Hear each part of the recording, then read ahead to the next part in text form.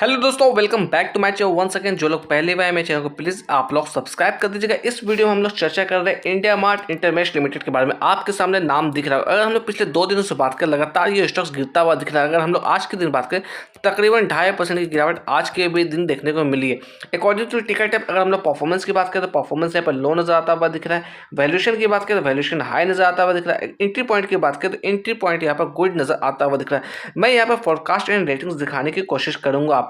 तो ये फोरकास्ट आप यहाँ पे देखिएगा, 12 एनालिस्ट ने इसे कवर किया है, जिसमें से 67% लोगों ने कहीं ना कहीं बाय के रिकमेंडेशन दिया है इसके अंदर। अगर मैं यहाँ पे डिस्कस करूँ शेयर होल्डिंग पैटर्न्स को लेकर, तो दिसंबर 2024 से सितंबर 2024 को कंपेयर करें तो यहाँ पर म्यूचुअल फंड की हिस्सेदारी बढ़ती हुई नजर आ रही है। अगर दिसंबर 2024 की बात करें, तकरीबन 11.97 है, ऑलमोस्ट हम लोग 12% की हिस्सेदारी कहेंगे। वहीं सितंबर 2024 से बात करें तो यहाँ पर 10% की हिस्सेदारी, तो 2% की हिस्सेदारी यहाँ पर म्यूचुअल फंड ने इंक्रीज कराई है इसके अंदर। अगर मैं रिटेलर्स की बात करूँ तो रिटेलर्स के पास जहाँ सितंबर 2024 के अंदर लगभग 14.5% की हिस्सेदारी थी, वहीं दिसंबर के अंदर बात करें तो तकरीबन 1% की हिस्सेदारी यहाँ पर रिटेलर्स ने भी अपनी इंक्रीज की है। तो म्यूचुअल फंड और रिटेलर्स की बात करें, लगातार अपने stakes quarter on quarter basis पे इंक्रीज करती हुई आ रही है। यहाँ पर एक नज़र अगर हम लोग रिटर्न्स पे देखें तो देखिएगा, पिछले 6 महीने में लगभग 28% की गिरावट हमें देखने को मिली। पिछले एक महीने से बात करें लगभग 7% की गिरावट है। पिछले एक हफ्ते से बात करें तकरीबन 6% की गिरावट देखने को मिल रही है। यानी कि लगातार कहीं ना कहीं इसकी शेयर प्राइस टूटती हुई आ रही है।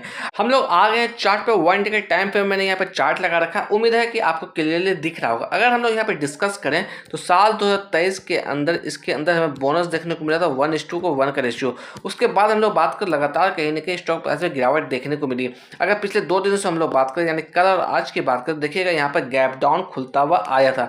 तो यहाँ पर जो गिरावट हमें देखने को मिली है, जो गैप डाउन खुला था, तो इसके क्वार्टर्स के नतीजे आए थे। यहाँ पर हम लोग बात करें अपसाइड पर, यहाँ से मूवमेंट दिखाता भी है तो 2200 का लेवल से एक अच्छा रिजेक्शन लेवल यहाँ से हो सकता है। ये जो आप लेवल्स देख रहे हैं, यही कहीं ना कहीं इसके लिए रेजिस्टेंस लेवल यहाँ पर होना चाहिए। यहाँ पर कैंडल को मैं थोड़ा जूम इन करके दिखाने की कोशिश करूंगा।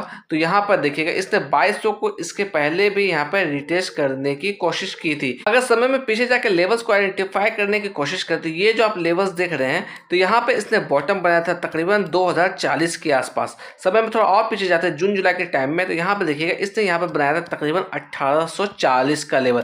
तो हमारे लिए यहाँ पर पहला सपोर्ट का लेवल्स यही होना चाहिए। अगर इसे ब्रेक डाउन देता है तो मे बी नेक्स्ट सपोर्ट का लेवल्स हमारा 1840 का होता हुआ दिख सकता है। यहाँ पर फ्रेश खरीदारी के लिए मैं आपको यहाँ पर वेट करने की बात कहूँगा।